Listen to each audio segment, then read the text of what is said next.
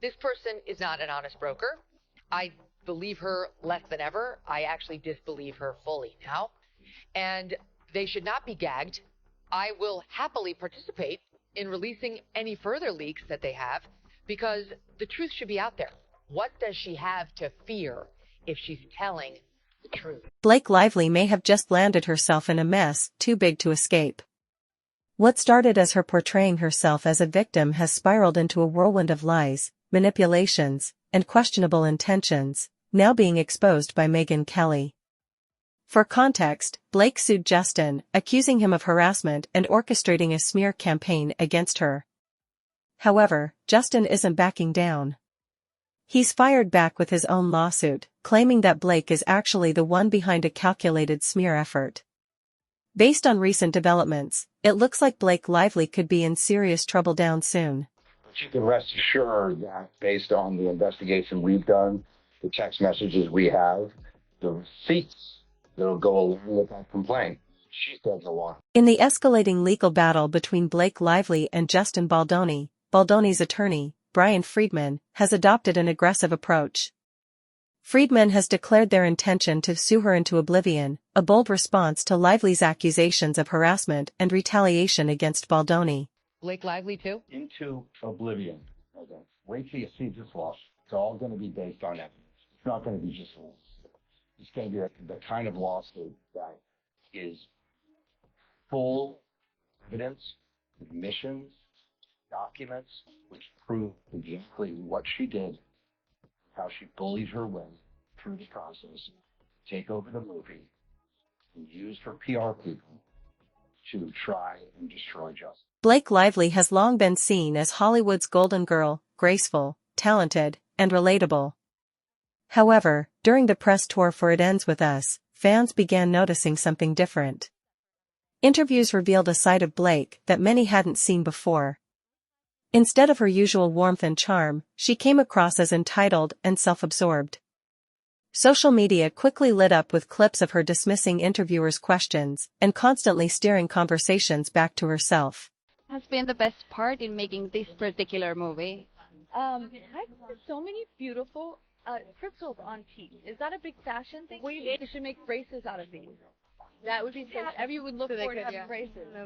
Okay, that's not what you want to talk about. Okay. No, we wanted to hear what has been the best part about making this particular film. For you guys.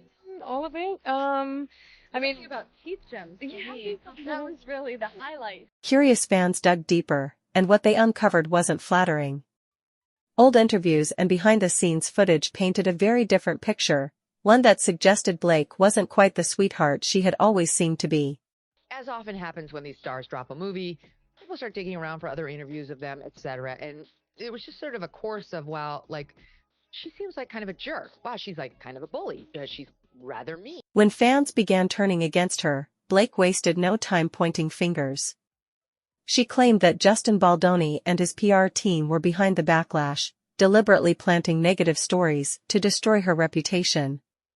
In an attempt to shift the narrative, Blake sat down for a tell-all interview with the New York Times, portraying herself as the victim of Justin's alleged bullying. But hold on, because new evidence suggests that this interview was anything but truthful. The only reason this whole thing got started, before she filed the lawsuit, she just went to the California Human Rights Office, is because she clearly cooperated with the New York Times to leak the whole thing. Indeed, that's, Brian argues, the reason she went and filed the complaint with the Human Rights Division, so that she could then leak it to the Times, so she could start to rehabilitate her reputation, which got smeared because she turned out to be not a very nice person in the videos released last summer. Fast forward to today, and Megyn Kelly is blowing the lid off Blake's claims. Leaked documents, text messages, and footage suggest that Blake may have been distorting the truth all along. One major revelation? The New York Times article that cast Justin as the villain reportedly omitted crucial details and even manipulated messages to align with Blake's narrative. Fast forward to today, and Megyn Kelly is blowing the lid off Blake's claims. According to leaked documents, text messages, and footage, Blake may have been twisting the truth all along. One major revelation: the New York Times article that painted Justin as a villain reportedly omitted key details and even manipulated messages to fit Blake's narrative. I sound familiar? Yep, it's giving serious Amber Heard vibes. Let's not forget Amber's infamous attempt to destroy Johnny Depp's career. And just like Amber, Blake may have underestimated the public's ability to see through her lies. Even Amber herself reportedly came out in support of Blake after Justin Baldoni brought in Melissa Nathan, the same PR crisis manager who helped Johnny Depp during his defamation trial. But given how things turned out for Amber, Blake might have just made the wrong move. They literally were removing text in between text and emojis to sort of make it sound worse. So she was not only releasing these text messages, they were picking and choosing how they were placed in her PR lawsuit. And then sort of claiming, well, when Justin fought back, he's an abuser, this is ridiculous, he's attacking me more. I mean, that's ridiculous. One of Blake's most shocking allegations was that Justin invaded her personal space, showing up uninvited while she was breastfeeding. However, leaked text messages tell a very different story. In one exchange, Blake herself invited Justin to her trailer while she was pumping, texting, "I'm just pumping in my trailer if you want to work out our lines." Justin's response? A polite, copy. Eating with the crew and heading that way. Hardly the actions of a man trying to violate her privacy. This isn't just a minor inconsistency, it points to a clear pattern of Blake manipulating situations to paint herself as the victim. Effectively, what I think has happened here, and the reason I think people are interested in this, is because she has made herself into the new Amber Heard. And he is the new Johnny Depp. And now he's going full Johnny Depp on her to show that she was the bully. She was the one harassing him. And this guy who had, comparatively very little power was forced now to come out and tell the truth about Blake Lively. Blake also accused Justin of showing her inappropriate and graphic material. However, once again, the reality appears to be quite different. The so-called graphic content was actually shown as a reference for a birthing scene in the movie intended to help Blake better understand the role, not to harass her. Yet, instead of acknowledging this context, Blake twisted the situation into a horror story for her lawsuit. An example of how she loves to play the victim. And then the one about, he burst in on me uninvited when I was breastfeeding my child. She says we should run lines together. He's like, anytime. And she's like, come on over. I'm breastfeeding the baby in the trailer, but come on over. So it's written there, black and white. She invited him in, and a lot of women are comfortable having someone around when they breastfeed. So it's not so weird, especially out in Hollywood, for him to assume, yeah, I guess she's fine with this because she did let him in. Blake dropped another bombshell accusation, claiming that Justin made inappropriate comments about her weight, even going so far as to say he fat-shamed her. But once again, the evidence tells a different story. Leaked messages reveal that Justin only inquired about her weight to ensure he could safely lift her during a scripted scene. In fact, he went out of his way to reassure Blake about her post-baby body. However, Blake allegedly wasn't satisfied with Justin's support. Instead, she reportedly dragged her husband, Ryan Reynolds, and best friend, Taylor Swift, into the situation to intimidate Justin.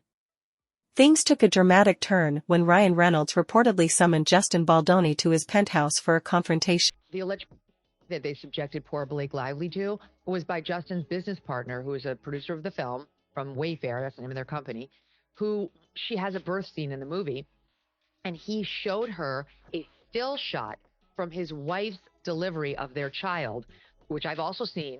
You can't see any R-rated parts at all. It's actually a really lovely artistic photo of a husband with his arms around his wife in a bathtub and the baby on top of the wife.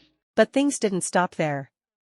After the meeting, Blake allegedly sent a text to Baldoni, warning him not to cross her. The message hinted at a veiled threat, suggesting she had the influence and power to make things difficult for him if he didn't fall in line. Ryan Reynolds comes off terribly. He had them over to their penthouse in New York, and Taylor Swift was believed to be there, according to this latest complaint, who's Blake Lively's BFF. And what they allege is that they blacked out a lot of names, but we think it's Taylor. The three of them sat there, and they berated Justin for things that were going on the set that they didn't like. They took control of the script. Blake personally, with Ryan's help, rewrote scenes. Things only get worse for Blake as her lawsuit makes a bold claim that no intimacy coordinator was present on set during romantic scenes. This serious accusation painted Justin Baldoni in a negative light. For those unfamiliar, an intimacy coordinator ensures actors feel safe and comfortable during physically intimate scenes. But here's the twist: Blake had previously confirmed in an interview that an intimacy coordinator was present on set.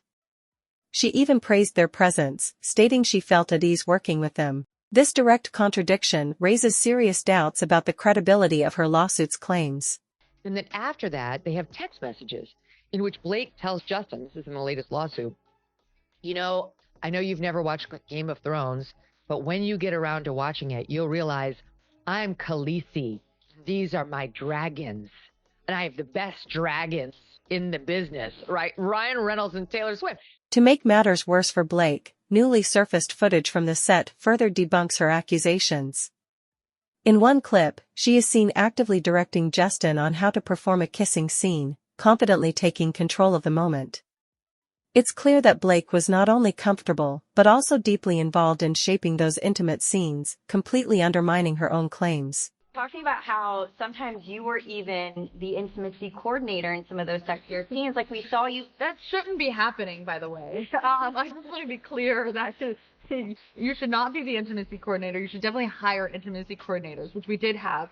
Thank goodness. Now, here's where things take a wild turn. Sources claim Blake secretly created her own director's cut of It Ends With Us, effectively sidelining Justin, who wasn't just the lead actor but also the film's director.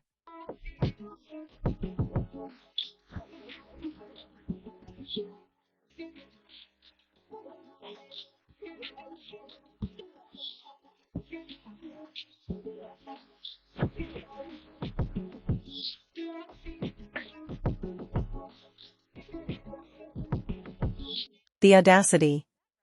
Justin was reportedly blindsided when he discovered what had happened, especially since Blake's husband, Ryan Reynolds, had secretly rewritten some scenes without his knowledge.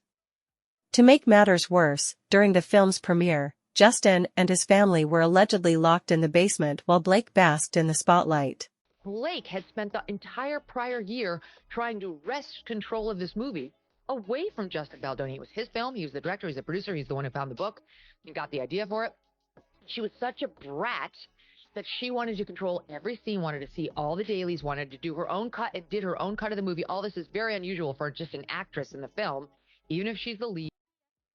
And just when it seemed things couldn't get worse, Blake has reportedly hit Justin and his lawyer with a gag order blocking them from revealing more evidence. Here exclusively Justin Baldoni speaking to what he called his dream team, lamenting the fact that he was put in the basement on the premiere of his own movie, he says, per Blake's demands. Could have been one of the most beautiful nights of my life. Career-wise, I literally was sent to the basement.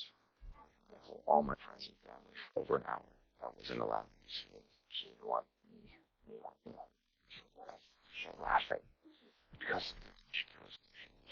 But Megyn Kelly isn't backing down.